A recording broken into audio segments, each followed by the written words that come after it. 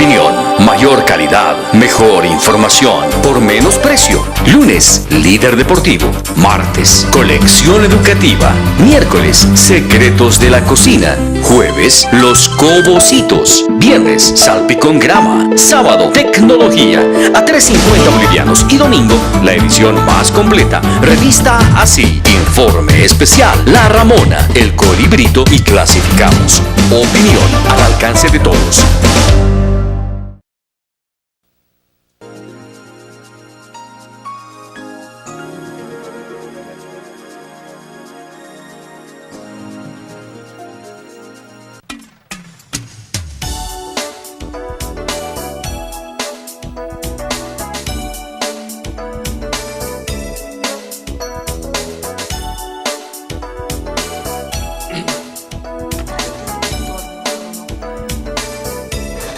¿Cómo están, estimados amigos? Muy buenas noches, bienvenidos a Gestión y Desarrollo. Hoy en el programa vamos a hacer análisis del comportamiento de la economía en forma comparada, analizando los ciclos económicos y fundamentalmente una realidad externa en relación a la realidad boliviana. Nos parece interesante el análisis comparativo, haciendo praxis de lo que es la teoría económica, el proceso de política macroeconómica y fundamentalmente apelando a una distinguida invitada. La magíster Julia Mancilla Heredia, de profesión economista, experta en el área de las estadísticas, en el tema de la migración y las políticas públicas. Hoy nos visita y vamos a apelar a su experiencia profesional, a la cátedra y fundamentalmente a que ella ha podido estar fuera del país. Ha podido estudiar en Europa, en España específicamente, sus temas de posgrado, es candidata al título de doctor, se está culminando con ese proceso y nos parece muy importante darle la bienvenida el día de hoy. Muy buenas noches, magíster. Hola, buenas noches a Cochabamba, a los que ven este programa. Lo que vamos a tratar de mostrar hoy es el trabajo fin de máster o la tesis de maestría que he realizado en España, en la Universidad Autónoma de Madrid, que es el cálculo del saldo presupuestario ajustado al ciclo de la economía española en los periodos 86-2009 y tratar de hacer una comparativa para ver si ese tipo de trabajos se pueden realizar dentro de lo que es la economía boliviana. Sin duda es importante el aporte porque la academia boliviana, la formación universitaria, debe ir renovando el manejo de métodos cuantitativos, cualitativos, el manejo de la teoría económica y la interacción asociada a la investigación. Claro, entendiendo que la economía no es encontrar la relación lineal entre variables. Más bien hay que darle un enfoque sistémico a todo lo que es la teoría económica y no ver solo la economía desde un ángulo. Como decía una profesora que teníamos en la Autónoma de Madrid, que decía que la economía se tiene que ver desde muchos ángulos y mejor si se analiza como si fuera un cubo. Claro, es importante el análisis del componente, de las partes. Por eso que alguna vez habíamos comentado que cuando se analiza el sistema no podemos ir en el enfoque de hacer, por ejemplo, las cadenas productivas. Y la mayoría de la gente habla de cadenas productivas, de cadenas de distribución, de comercialización y todas esas interacciones, pero no entiende un flujo en términos circulares, un sistema en términos circulares que tiene que ver hasta con la teoría planteada por Marx, ¿no es cierto?, en el tema del manejo del dinero, la plusvalía y otras interacciones que nos parecen importantes, la rotación del capital. Claro, y entendiendo también que la cadena productiva ya no se realiza en un solo sitio. Al haber existido el fenómeno de la globalización, sabemos que se produce en un sitio, se ensambla en otro y se distribuye en otro sitio, ¿no? Claro, importantísimas las reflexiones. Magíster, razonemos con esa propuesta que ha sido parte de uno de sus títulos de maestría. Bueno, con el trabajo es la estimación a través de un modelo econométrico del saldo presupuestario es tratar de separar lo que es el ciclo económico de los saldos presupuestarios y ver cuál es el comportamiento que ha tenido la economía española y analizar sus ciclos económicos. Si razonamos en esos ciclos económicos de la economía española y la aplicación del aspecto del concepto del crecimiento de la economía asociado a la posibilidad de hacer desarrollo, creo que nos vamos a ir enfocando en Bolivia y fundamentalmente en otro tipo de reflexión. Razonemos con su modelo. Bueno, para empezar, primero decir que cuando se habla de otro país tenemos que tener unos datos a priori, ¿no? Tener una idea de la economía con la que estamos trabajando. Para empezar, decir que España tiene una superficie casi la mitad de lo que es Bolivia. Tiene 505.992 kilómetros, un PIB de 1.432 trillones de dólares, un PIB per cápita de $31.000, una tasa de crecimiento de su PIB en la época de crisis, actualmente 2011-2012, del 0.7%, aunque ha tenido España épocas mejores. Tiene una estructura del PIB con la agricultura del 3.2%, la industria del 25.8% y los servicios del 71%. La gran diferencia con Bolivia, que no tenemos un sector servicios desarrollado, ¿no? Después tiene un índice de Gini de 32, un índice de desarrollo humano de 0.87, una tasa de desempleo también consecuencia de la crisis iniciada el 2008 y la burbuja inmobiliaria por la que ha atravesado específicamente España, del 21.7%, tiene una presión fiscal del 36.5%, una deuda pública del 68.1% y un déficit de 8.5%. Claro, sería importante acá, por ejemplo, razonar con el índice de Gini. Los españoles 0.32. El promedio en Europa es de 0.30, si no me equivoco, en índice de Gini. Y Bolivia ha logrado bajar, y habría que ver todavía la medición, de 0.62 a 0.56 aproximadamente los últimos años. Aunque les digo honestamente, en las mediciones que hemos realizado no hay diferencias significativas. ¿Qué implica todo ese razonamiento al manejar el índice de Gini en términos comparados entre España y Bolivia? Es que, para empezar, las sociedades más desarrolladas son sociedades más homogéneas, donde sí se puede decir, o sí se podía decir hasta antes del 2008, que existía una clase media muy fuerte en los países europeos, y se puede decir que en España también existía una clase media, pero lo que no se ve en países latinoamericanos, que según muchos autores, no existe una clase media fuerte que se pueda comparar con la clase media que existe en los países europeos. Si razonamos con el ingreso per cápita español, hemos hablado de $31.000 aproximadamente. Sí. ¿Y en Bolivia cuánto estamos aproximadamente? Estaríamos, si quieren, 800, 900, 1.000 le pondremos, exageradamente, $1.000. De 31.000 comparando a $1.000 el ingreso per cápita. Y habría que ver la dispersión, cómo se hace esa redistribución, cómo hemos manejado ese índice de Gini que lo estamos comentando.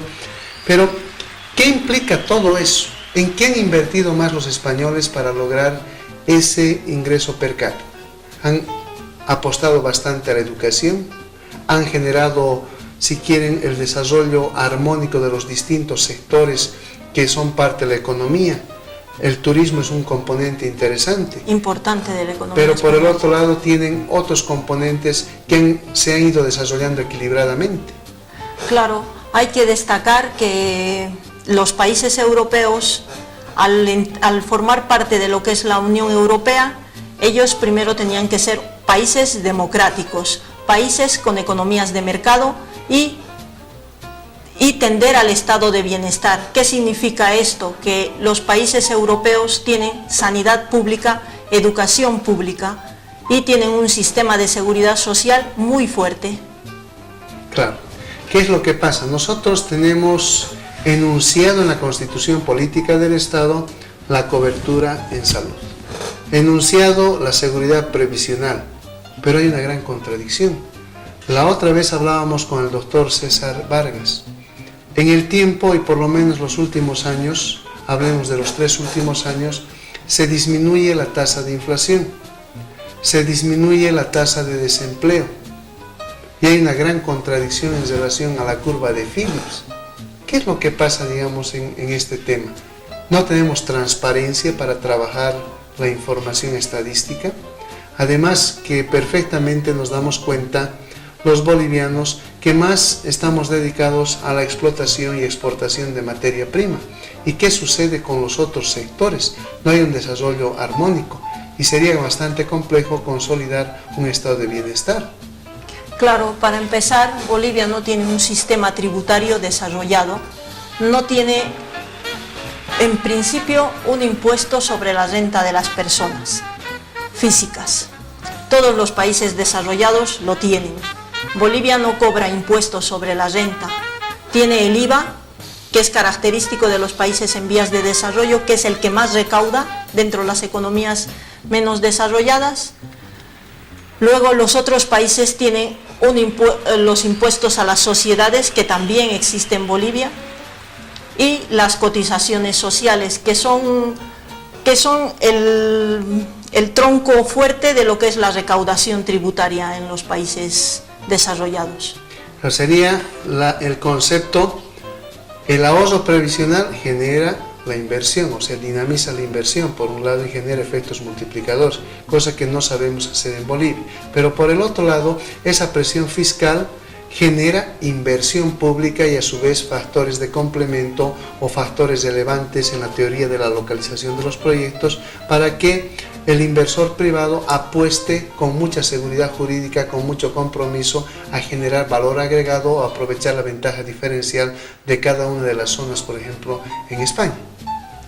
Bueno, en España la presión fiscal, como les he dicho, alcanza el 36.5%.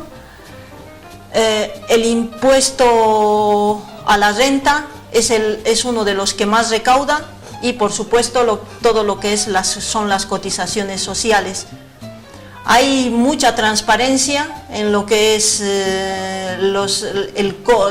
la gente que trabaja en lo que es hacienda pública, porque son personas que entran dando exámenes de oposición, se ganan su puesto, no son nombrados a dedo y supuestamente dan un examen y van y son personas que están bien formadas y son personas que se podría decir incorruptibles.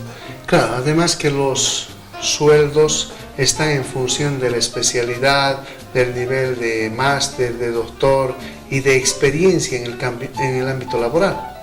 Claro, todos los países europeos y no tengo conocimiento, pero supongo que también en los países como Estados Unidos hay escalas salariales, ¿no?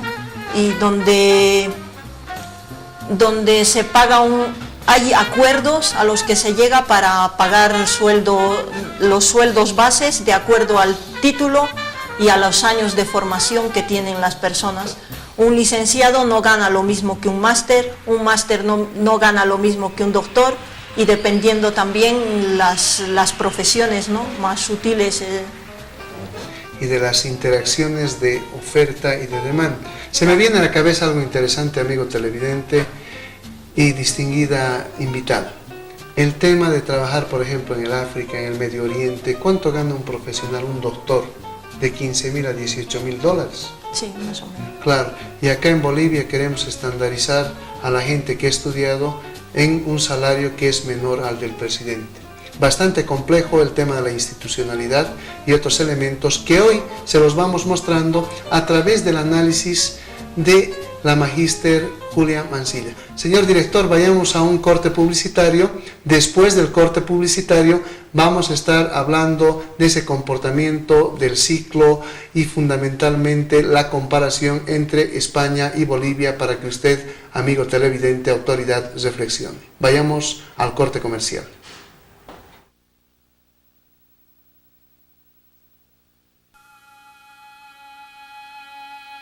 ¿Qué esperabas de ti mismo cuando empezaste tu carrera? Ser la mejor en lo que yo me propusiera. Alcanzar el éxito profesional. El tiempo te dará la respuesta. No se trata de una moda, no se trata de seguir un mismo camino, ni se trata de hacer lo que otros dicen. Se trata de buscar, de decidir, de conseguir.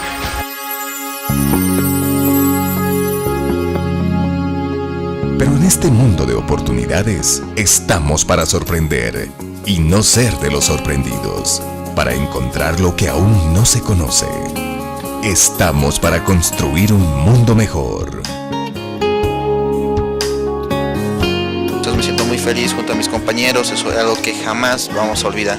Las aulas están adecuadas, tiene todo lo que un estudiante podría querer. UNITEP. Vive la educación superior. Chegou a oportunidade da sua vida. Realize seu sonho e torne-se um grande médico, dentista ou engenheiro. Conquiste a sua independência financeira. A Unitep, uma das melhores universidades bolivianas, com filiais em Cochabamba, Santa Cruz, Cobija e muito mais.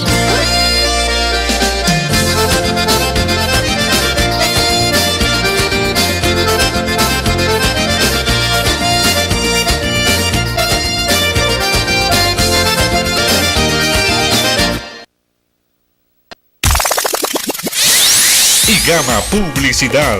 Somos la empresa que cuenta con la pantalla más grande de Cochabamba y ubicado en la zona más estratégica y de mayor flujo vehicular. Avenida América y Libertador Bolívar. Ahí está la pantalla gigante de IGAMA. Súmate a las empresas que confían en IGAMA Publicidad. Para mayores informes, contáctate con el 759-60002 o al 717-08600. Esta es tu oportunidad. Publicita tu empresa en IGAMA.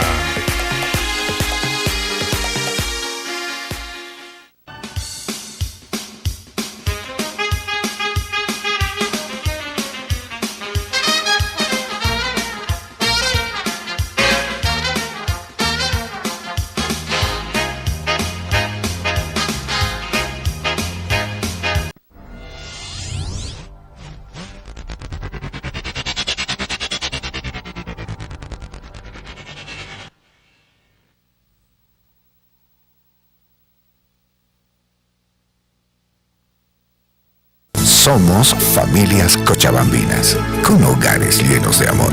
Tenemos lo necesario y por supuesto tenemos acciones telefónicas de Conteco, que nos dan tantos beneficios y nos paga los excedentes. Sí, desde el 19 de noviembre podrás cobrar tus excedentes 2011. Solo llama al 420-022 para verificar tu habilitación y acude a los puntos de cobranza. Presenta tu cédula de identidad y Conteco te da 220 bolivianos por acción telefónica. Iniciamos el 19 de noviembre.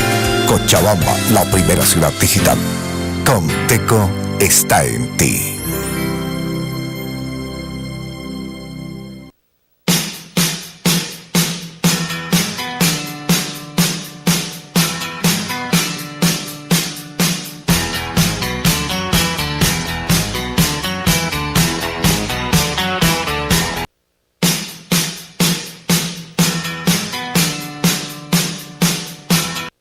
Universidad Técnica Privada Cosmos te ofrece las siguientes carreras: Facultad Ciencias de la Salud, Medicina, Odontología, Medicina Veterinaria y Zootecnia, Fisioterapia y Kinesiología, Enfermería, Técnico Superior en Fisioterapia, Prótesis Dental y Auxiliar en Enfermería, en Ciencias de la Ingeniería, Sonido, Sistemas y Electrónica, en Ciencias Sociales y Jurídicas, Derecho, Comunicación Social, Administración de Empresas, Ingeniería Comercial y Contaduría Pública.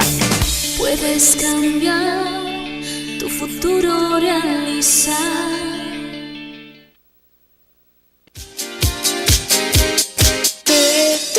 es vida.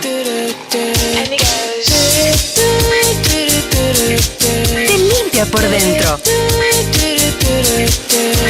y mantiene tu piel y cuerpo sanos.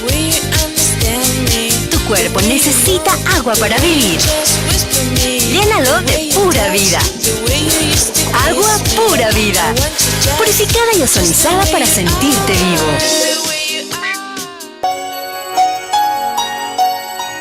En este valle de la eterna primavera, todo el año florece. Como mi negocio. Esta es una tierra de oportunidades para la inversión, porque el mejor socio está en Cochabamba. Estoy construyendo mi futuro. Para vivir en el mejor lugar del mundo. San Pedro, la cooperativa líder en servicios financieros.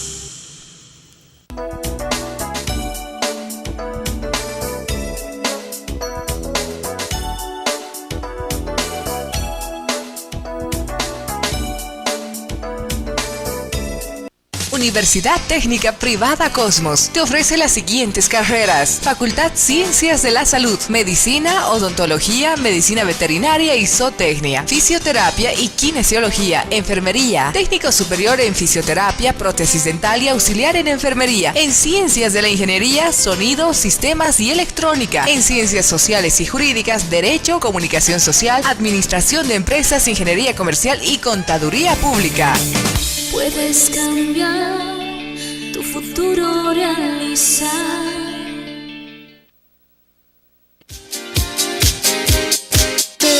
El agua es vida.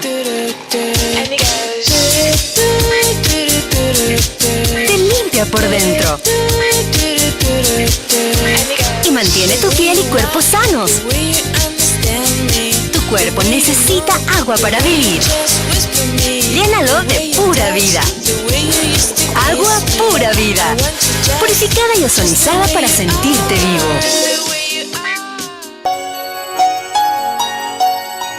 En este valle de la eterna primavera, todo el año florece. Como mi negocio. Esta es una tierra de oportunidades para la inversión, porque el mejor socio está en Cochabamba. Estoy construyendo mi futuro. Para vivir en el mejor lugar del mundo. San Pedro, la cooperativa líder en servicios financieros.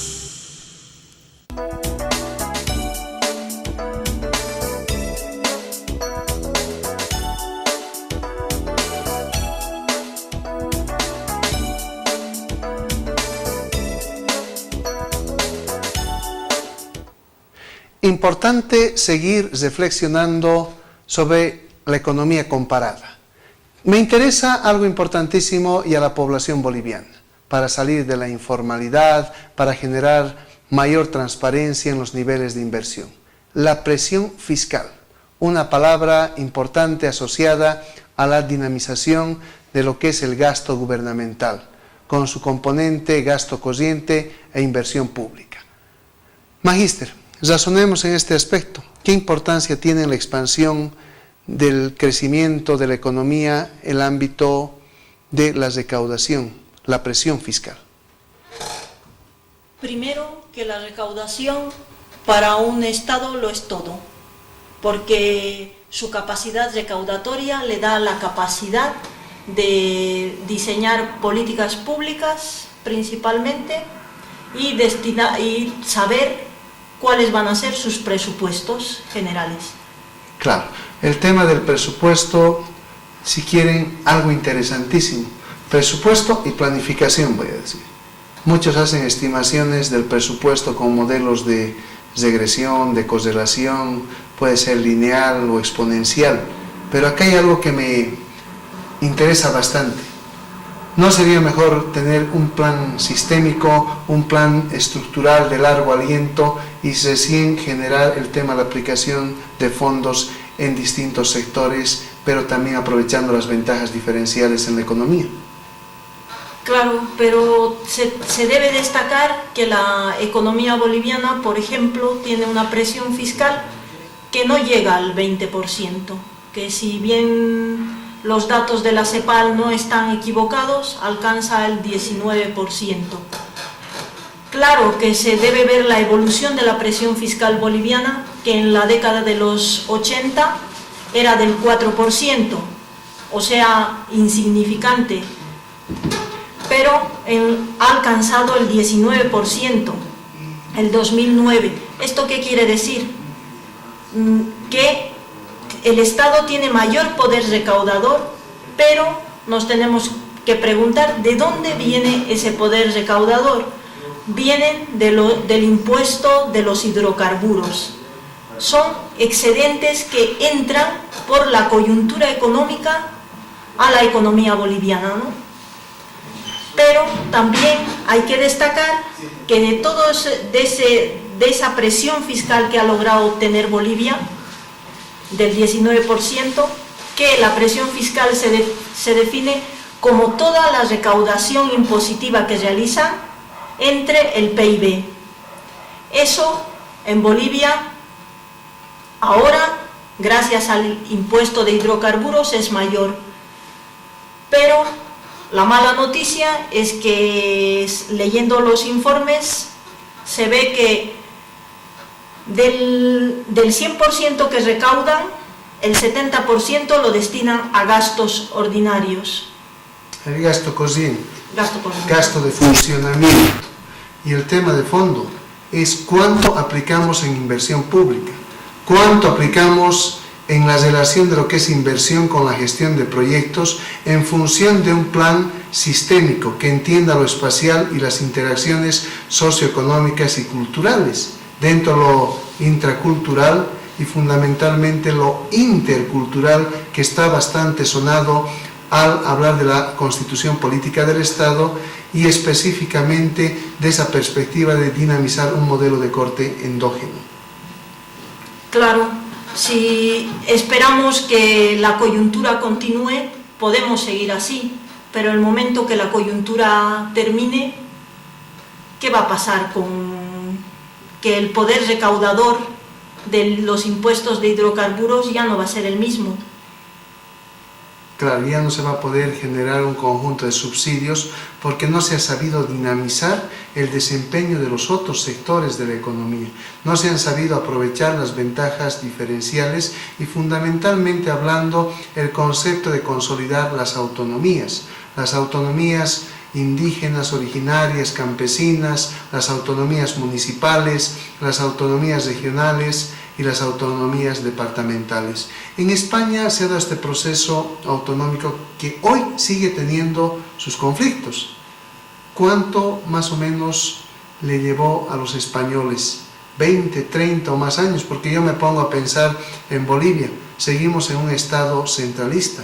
Se abroga la ley de participación popular, se busca consolidar la transformación en base a la ley de autonomías, pero la misma debería haber generado estatutos autonómicos en distintos niveles, como por ejemplo el trabajo de los concejales municipales deberían generar ese producto, pero no se da. Y seguimos dando vueltas y vemos a un primer mandatario que hace entrega de la escuelita, de la cancha con pasto sintético, etcétera, ¿no?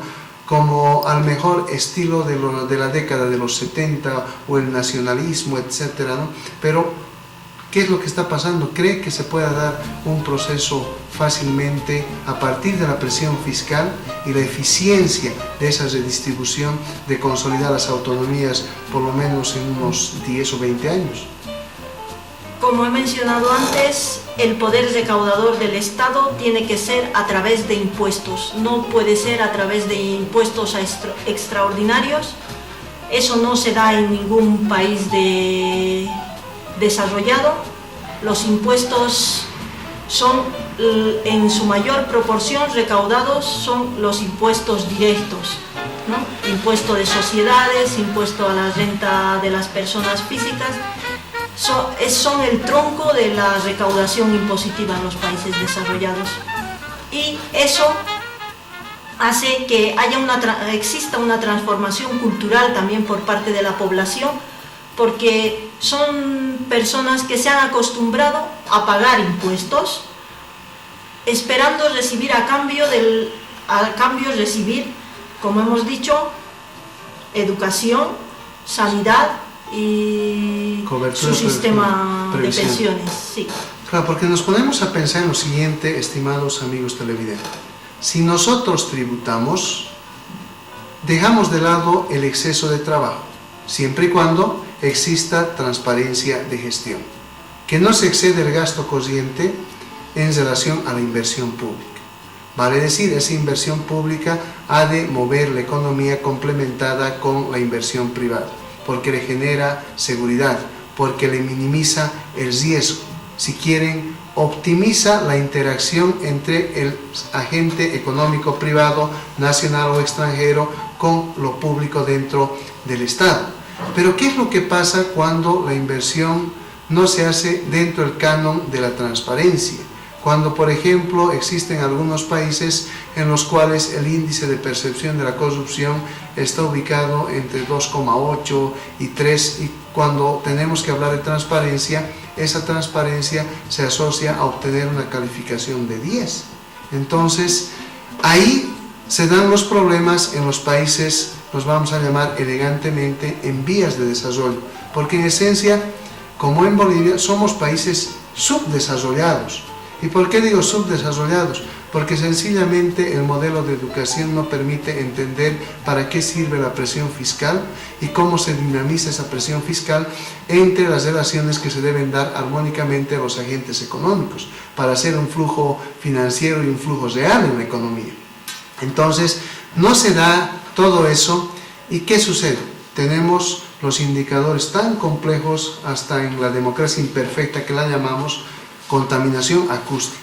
Tenemos contaminación por concepto de basura, tenemos contaminación en todos los niveles, ¿no es cierto?, hasta la radioactividad, pero de eso no hablamos. Singapur, por ejemplo, yo quisiera apelar a sus conocimientos en este aspecto importante. Singapur no es un país democrático, hay dictadura en Singapur, pero ¿qué es lo que pasa? Existe contaminación acústica, la gente puede fumar en cualquier parte, la gente puede botar la basura donde le venga en gana, como ocurre en Bolivia. Bueno, lo que yo sé de Singapur, lo que he leído y lo que hemos investigado en el máster, que hemos llevado una materia que se llama Asia como región económica emergente, nos ha abierto los ojos y nos ha mostrado cómo han desarrollado cada uno de esos países asiáticos. Y cabe destacar que Singapur es una dictadura que casi no tiene recursos naturales, que importa el agua, que importa hidrocarburos, pero los procesa y los vuelve a vender, ¿no? Importa en bruto y lo refina y lo vende, y es exportador de petróleo. Después, la gente ha tenido un cambio cultural, porque se le pone multas por todo lo mal que puede hacer, ¿no? Por escupir en la calle, por sacar al perro y dejarle suelto.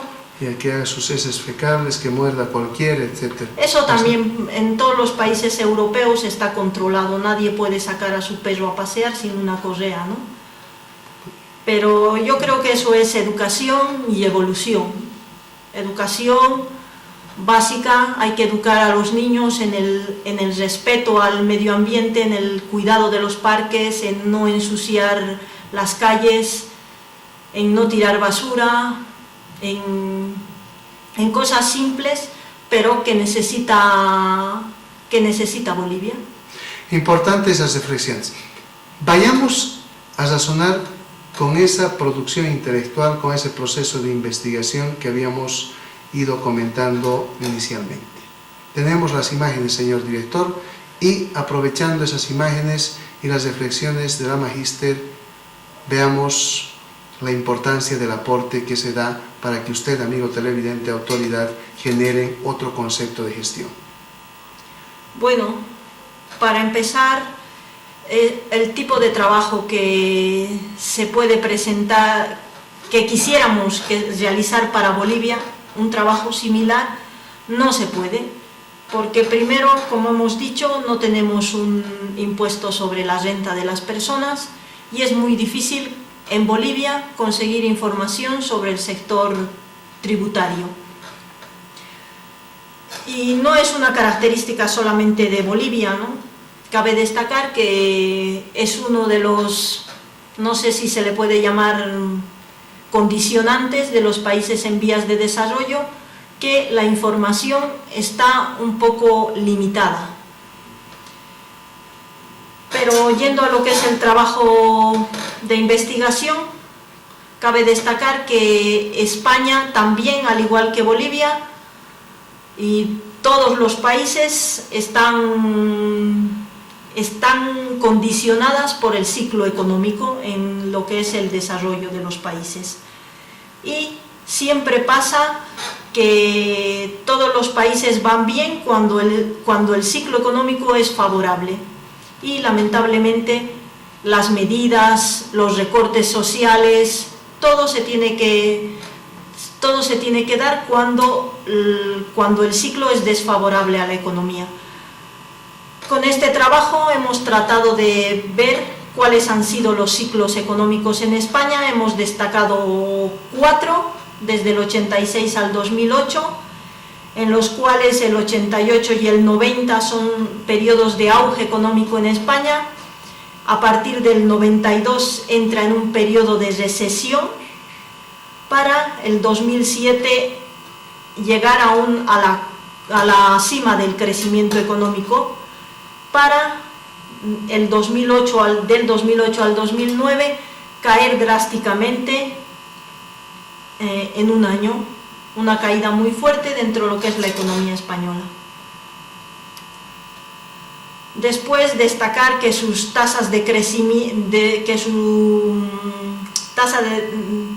tasa de crecimiento del PIB no llega el 2011-2012 llega al 0.7%, que las previsiones hechas para desempleo en España realizadas por el Fondo Monetario Internacional se han quedado cortas, porque las últimas informaciones que se tiene del Instituto Nacional de Estadísticas de España dice que la tasa de desempleo ha superado el 23%. Bien, importantes consideraciones que quiero vincularlas a lo que pasa en Bolivia. No se puede hacer ese tipo de modelo aplicativo en Bolivia porque no tenemos información sobre la presión fiscal. Y no. básicamente el tema del impuesto a las personas físicas, ¿no es cierto? A la gente, exactamente. Lo que quiero razonar con ustedes es lo siguiente. En Bolivia, ¿será que la metodología vinculada a la captación impositiva es la adecuada?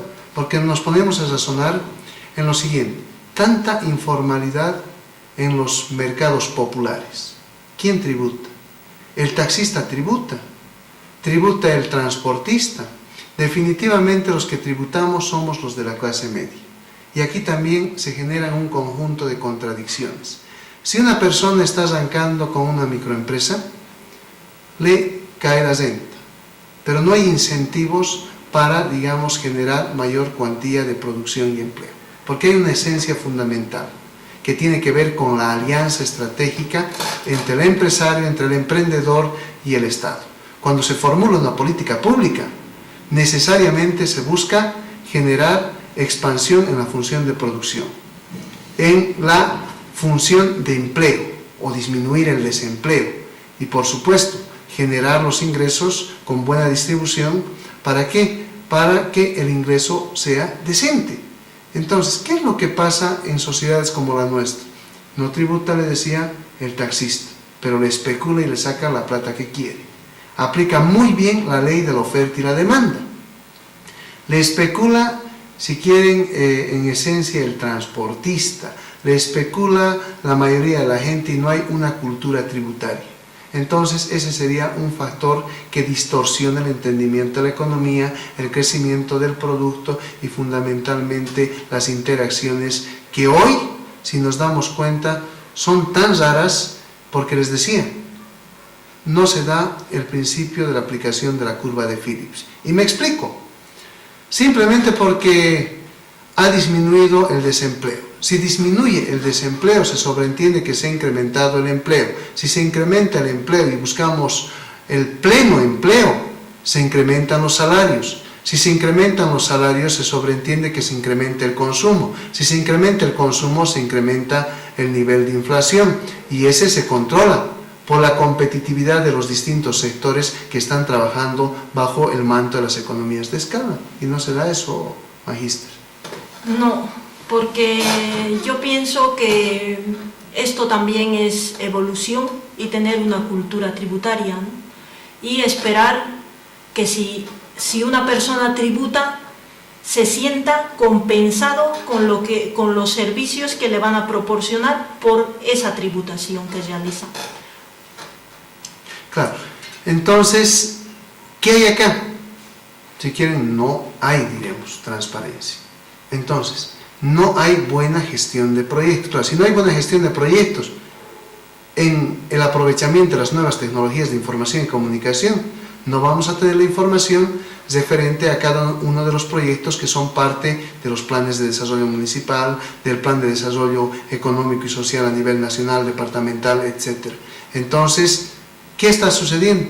No estamos trabajando en el modelo educativo para la transformación, no estamos trabajando en ese modelo que comprometa la tributación y que fundamentalmente genere mejores resultados de gestión. ¿Y qué le quiero decir con eso? Que tiene que haber institucionalidad, que se tienen que contratar a las personas probas, idóneas, a esos profesionales que no solamente estén dentro del marco de la titulitis. A lo que voy es que tenemos que tener profesionalidad, trabajo interdisciplinario, transdisciplinario y rescatar lo que se hace en la academia. ¿Usted piensa que en Bolivia la academia está fortalecida, ha disminuido su nivel de investigación, de interacción y por ende formación y relación con un gobierno central y los distintos gobiernos locales? Porque la eficiencia microeconómica se inicia con el tema del desarrollo local. Entonces, ese desarrollo local podría permitir la expansión y la eficiencia macroeconómica. Ya lo dicen muchos investigadores, ¿no?, que lo principal para lograr un crecimiento económico es la innovación en ciencia y tecnología y el desarrollo de las instituciones. Mientras no haya un crecimiento o una solidez de las instituciones y no haya inversión en I+D, el crecimiento de la economía no se va a poder dar en su totalidad. Claro, entonces hay que trabajar en la formación del recurso humano. Y cuando hablamos de formación del recurso humano es distinto de instrucción. Cuando hablamos de formación estamos generando en el espectro de la expectativa profesional que el sujeto sea pensante, que el sujeto sea creativo, que el sujeto patee el tablero, los modelos paradigmáticos que no generan la revolución en relación a la búsqueda de bienestar, en relación a los complementos de lo que es la eficiencia con la equidad. Definitivamente hablando en ese último término de lo que es un modelo de desempeño mixto, un modelo de corte, si quieren, ecléctico, que rescate lo mejor de las distintas interacciones y de las teorías que se han ido aplicando dentro de la aplicación de las políticas económicas, las políticas públicas. Magíster, razonemos en este tema de la educación en relación al ciclo. Usted ha visto los distintos ciclos que se dan en el comportamiento de la economía española.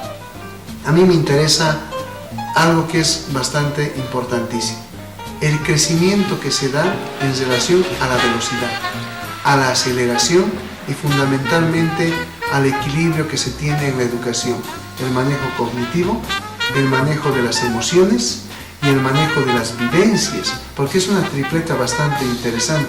En esencia, pues, el comportamiento del ser humano en relación a buscar el bienestar. Por naturaleza, el ser humano es individualista, oportunista y mañudo. No se enojen las personas que nos están viendo en el canal. La evolución cuesta bastante. La evolución implica mucho nivel de sacrificio o coste de oportunidad para mejorar la función de bienestar.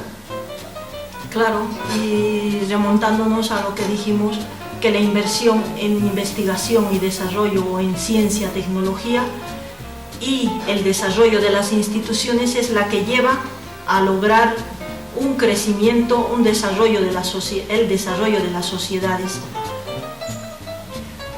Para no comparar Bolivia, para no alejarnos de nuestro espacio geográfico, comparativamente hablando con un vecino nuestro que es Brasil, Brasil invierte en educación el 5% de su PIB, que son 3 trillones de dólares, y quiere formar a los niños, especialmente a su pirámide, a su base, en lo que es la formación en ciencias exactas.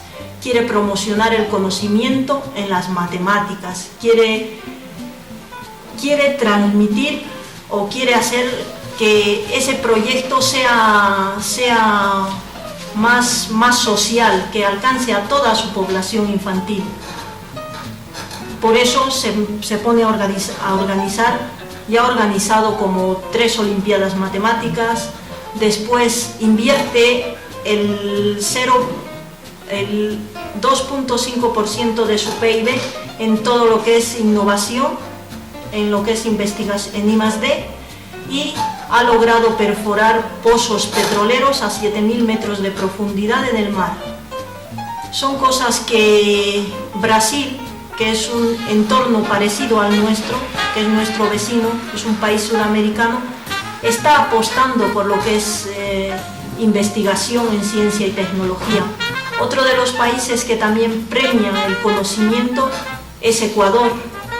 Ha empezado dando becas para que sus estudiantes, en este caso de licenciatura, salgan cada vez más a realizar programas de maestría, de doctorados fuera de Ecuador.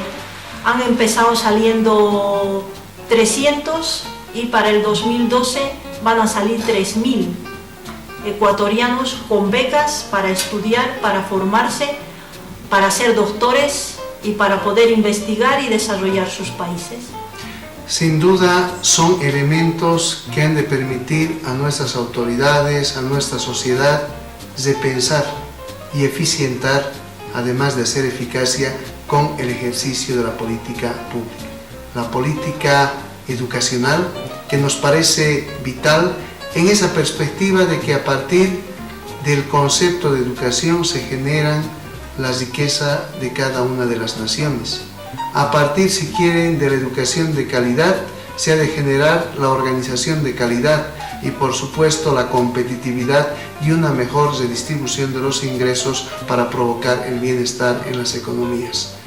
Magíster, las recomendaciones finales en relación a su trabajo y en relación a lo que tenemos que hacer nosotros los bolivianos, trabajando en equipo y con mayor nivel de compromiso y, por supuesto, transparencia, que es una fase evolucionada que está por encima hasta de la teoría de la calidad total. Bueno, sería desear que Bolivia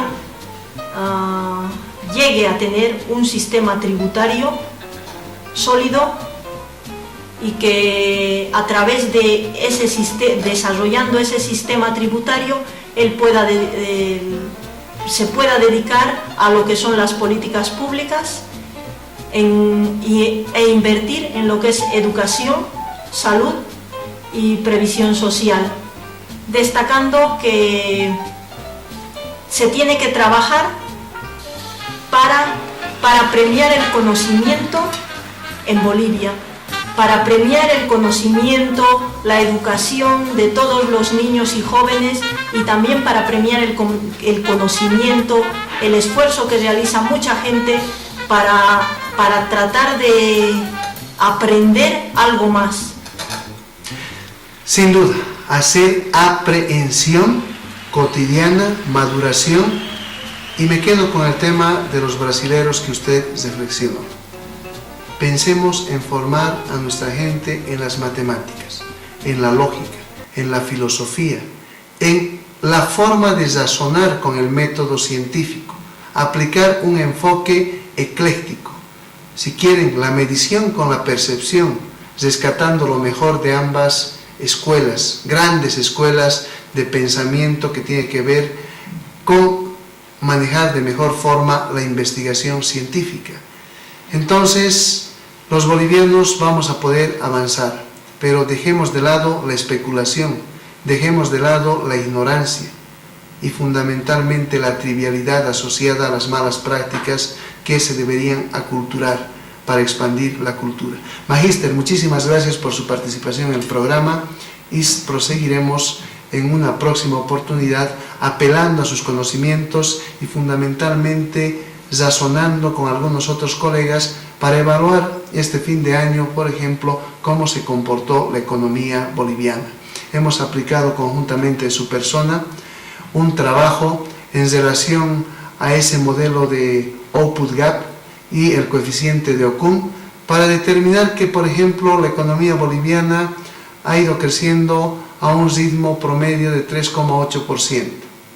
Pero por el otro lado, entender que la economía boliviana, por 1% de incremento del PIB o el Producto Interno Bruto, ha ido disminuyendo su pobreza en 0,475, si no me equivoco, por ciento, que es insignificante, que demuestra que hay mucho por trabajar, que demuestra que tenemos un gran desafío los bolivianos desde la gerencia pública y fundamentalmente desde la interacción que deberíamos tener los distintos agentes económicos. Muchísimas gracias nuevamente. Gracias a ti, Alfredo, por la invitación y hasta otra oportunidad. Amigos televidentes, que ustedes tengan bastante reflexión en función de lo indicado y por supuesto lo que hacemos en gestión y desarrollo es ampliar el panorama de pensamiento aplicando la ley de la contradicción y de la contingencia. El disentimiento es bueno cuando se hace investigación científica, cuando se deja de lado la trivialidad y fundamentalmente hablando nos ponemos las pilas para trabajar, pero con mucho criterio en la búsqueda de un mayor nivel de bienestar en nuestra sociedad. Tengan ustedes muy buenas noches.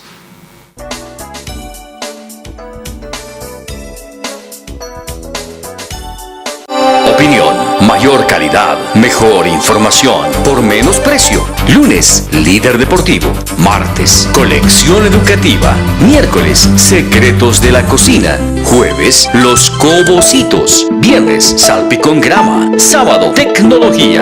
A 3.50 bolivianos. Y domingo, la edición más completa. Revista Así. Informe especial. La Ramona, el Colibrito y clasificamos.